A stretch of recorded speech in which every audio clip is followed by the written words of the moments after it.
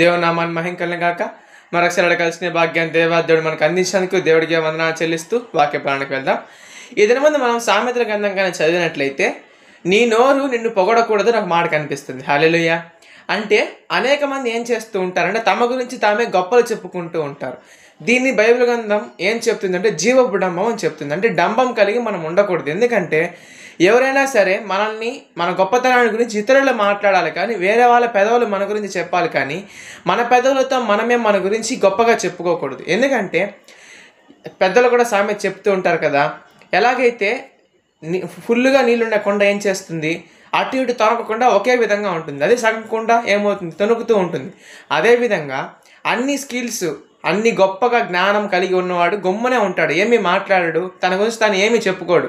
అదే ఏమీ లేనివాడు ఏం చేస్తుంటాడు, డమ్మగా మాట్లాడుతుంటాడు, నాకు అది తెలుసు, నాకు ఇది తెలుసు అని గొప్ప చెప్పుకుంటూ ఉంటాడు. కాబట్టి మనం ఆ విధంగా ఎప్పుడు కూడా ఉండకూడదు. మన పెదవులతో మన గురించి మనమే, అందరూ కొంతమంది వాళ్ళ లాంగ్వేజ్ సెల్ఫ్ డబ్బా అంటుంటారు కదా, అలాంటి పని మాత్రం మనం ఎప్పుడు చేయకూడదు. కాబట్టి డంబము కలిగిన మాటలు లేకుండా ఇతరుల చేత పొగిడింపబడే వారుగా తయారు చేయబడదాం. ఈ వాక్యం దేవుడు దీవించి ఆశీర్వదించును గాక. ఆమేన్.